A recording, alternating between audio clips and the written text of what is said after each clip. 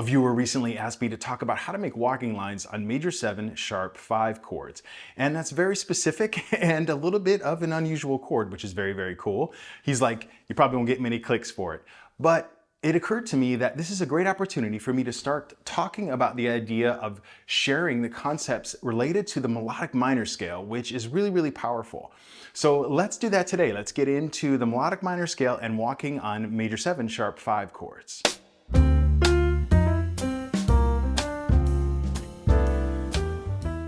Welcome to Learn Jazz Bass with Matt Rybicki. I'm glad that you're here. As I said, I had been trying to sort of figure out how to share this information about melodic minor, thinking about different ways to present it, and what finally came with this question from this viewer about minor 7 sharp 5 just put me on this path. So my idea is that I'd like to have several videos that have to do with melodic minor because there are several important scales within that major minor scale that are really, really helpful in playing jazz. And rather than start right at the root position, because of this question, let's start on this part of the scale that is related to the major 7 sharp 5 chord. Now, first, let's just get a brief introduction as to what the melodic minor scale is in and of itself. First of all, I assume that you're familiar with natural minor scales, or Dorian, Aeolian, and so on, those naturally occurring scales. And then you may have heard of, or we may have discussed, harmonic minor before, which was a scale that was created by traditional European composers because it provided a note, the leading tone, the natural 7, allows to build a dominant chord within that sound so that it can have that sort of functional pull back to the sound of the 1 chord, the 1 minor chord. So after the harmonic minor scale was created, apparently composers were getting frustrated because of the lack of melodic possibilities that occur in this sort of weird interval in the harmonic minor. So the melodic minor scale was created. And what it is essentially, sort of, if I could put it most simply, is the beginning part is a minor scale and the end part is a major scale. That's really what it is. If we were to start in C, like we often do, right? The first note is C, and then D, 2, E flat, flat 3, 4, F, 5 is G, and then we got a natural 6, A natural, and then a natural 7, B natural, it's a bit out of tune, C natural, minor, major,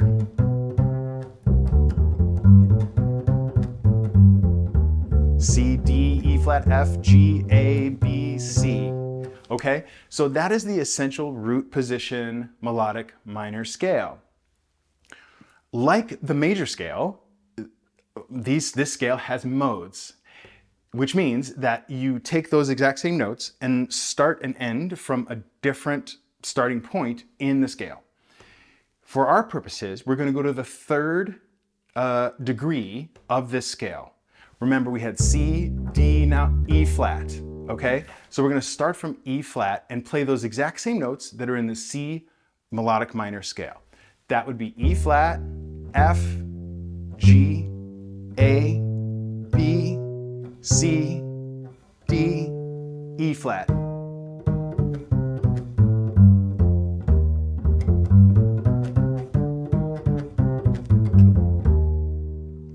This mode has a name, which is the Lydian Augmented scale. And sounds fancy. It's descriptive though. Lydian implies that sharp 4. So if we're thinking about E flat major as a scale, E flat, F is 2, G is 3, and then normally we'd have A flat would be the 4th, but it's a sharp 4, A natural, so that's where the Lydian comes from, and then we have the sharp 5, that's where the augmented part comes from. When we talk about an augmented triad, we're talking about 1, 3, and sharp 5. So 1, 2, 3, sharp 4, sharp 5, and now a flat 6, C, and a natural 7, E flat. Remember, these are the same notes as a C melodic minor scale. What chord occurs from this E flat Lydian augmented scale? Like if you start on E flat and skip every other note, you have E flat, G, B natural, D, which is E flat major 7 sharp 5. So that chord is drawn from a melodic minor scale.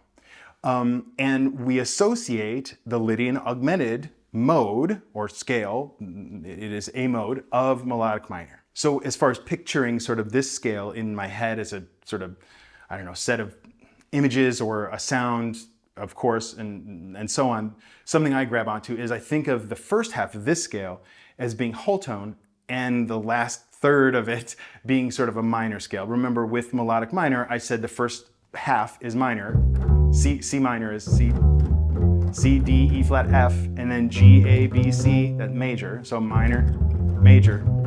For a Lydian Augmented, I feel the first part is whole tone, and the second part is the beginning of a minor scale up a half step from where the whole tone stopped.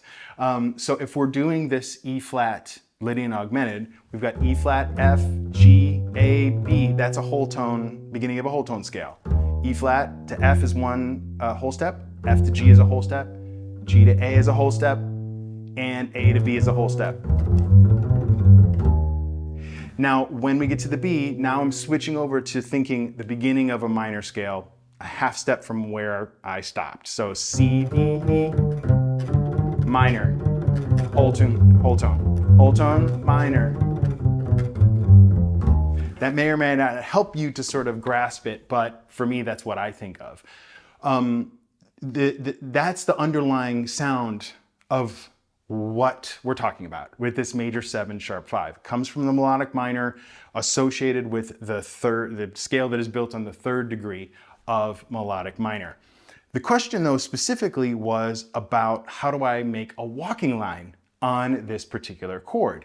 And I think that the first thing we should sort of think about is to never forget what the overarching idea of a walking line is, which, as we know, is to reinforce the harmony, to feel good, to make interesting and logical connections from note to note, support what's going on around us, and so on. So in other words, there's sort of this broader priorities that take place, and those will always be the bigger priorities, like what kind of melody am I making? Am I doing something interesting? Is it logical? Is it musical? And so on. Those are the first choices, right? It's still just a walking line. That said, we should get more specific. We should be accurate if we can. And the determining note outside of the 3rd and the 7th of this chord is the sharp 5. Like, you can pretty much bet somebody is going to be taking care of that 3rd and that 7th. The piano player, the guitar player, perhaps the soloist. So if we need to really think about emphasizing something or making sure we have something in this section of the line that we are walking, it's got to be that sharp 5. So if we have E flat major 7 sharp 5, it's got to be that B flat sharp, which means B natural. We're taking B flat up a half step to B natural. So we have to get that B natural in there somewhere. However, if we are sort of following convention, that wouldn't necessarily be the downbeat of the bar, right? It's more about trying to fit it in somewhere so that we help to define that sound.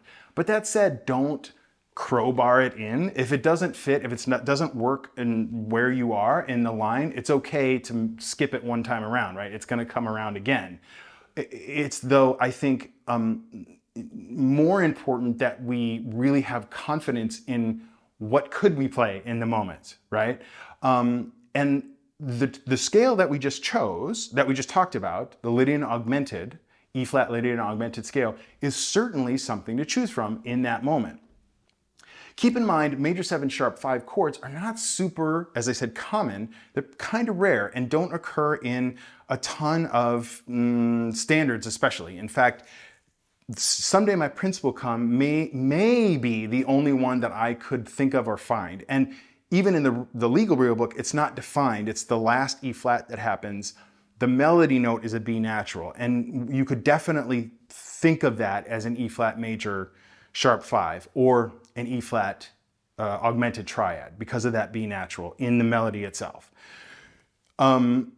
Otherwise, we've got tunes like John Coltrane's Naima, Wayne Shorter's Iris, Glass Enclosures from Bud Powell, Duke Pearson's You Know I Care, tunes from Chick Corea and Kenny Wheeler, John Scofield, like a little bit more sort of quote unquote modern players would use this chord as a sort of more of a focus point. But generally it's more of sort of an ornament, okay? But we still want to understand what our available choices are there. So context always matters with bass lines, of course. And if you have this chord occurring, happening over and over again, or for four measures, or it's clearly like the definitive sound of the tune that you're working on or something, that's a different thing than if it's one bar in a section of a whole, in a whole tune that has whatever, 40 chords in it and it's one chord. That's a different thing than if it is 4 whole bars in the A section or something. So you have to make those choices, you have to make those decisions based on that context about how much you are choosing your notes related to that. So as I say, that Lydian Augmented scale is definitely available, but that A natural that is in there, E flat, Lydian Augmented, E flat, F, G, A, B, like the B is really important, G, A, E flat, G, B, D, all important notes. That A natural, that sharp 11, can be sort of taken or left. Remember, with walking lines too, we don't have a lot of time to define a sound, especially if it's just one measure. We basically got 4 beats. So that coming from the scale is an option, but I'm not saying that's the only thing you should stick to. In fact, in the Facebook group from the course I have, Jazz Bass 101 Walking Essential Tunes, we have a Facebook group. We've got discussions and posting videos and stuff. And we recently had a discussion about, talking about, okay, yes, you can use a Mixolydian scale on a dominant chord, but that doesn't mean that's all you use. In fact, it's just one thing to draw from. The more important thing is that we're making lines that sound good, and that those notes can come from anywhere. You may have notes in a line that sounds good that have no analytical sense whatsoever. So the priority would be make sure that you get the sound of the chord in there. That's going to be helped greatly if you play the sharp 5. Make sure it sounds good, make sure it is supporting the other players, make sure it feels good, is what I meant, not just sounds good, but make sure it feels good. And make sure the line is purposeful and logical, doesn't jump around a lot, follows a musical progression in and of itself. If you want to really, though, give yourself opportunities to explore ideas, what I want to suggest to you, and what I'd like to do for you today real quick, is to set up some kind of exercise environment where you can just focus on this sound. And what I did was create something in iReal Pro. Most of us have that, the app iReal Pro. If you don't have it, I really suggest getting it. Even though the play-alongs are not the best actual sort of sound, it's a tool. It's a very, very useful tool. And it can be useful in this way. I created my own song, which is an exercise to work on major 7 sharp 5. And the way I set it up was that I have 4 bars of E flat major 7 sharp 5 that repeat. So I've got 8 measures of this, so I can really sort of create some lines and think about it. As an aside, this isn't supposed to be super musical. This is just to get yourself familiar with that sound and feel confident about what to play on this given chord. So I have 8 measures of this particular chord, and then I have 4 more measures where what I'm doing is I set up an E flat triad, E flat, just a triad, and then an E flat augmented triad, and then an E flat 6, and then an E flat 7.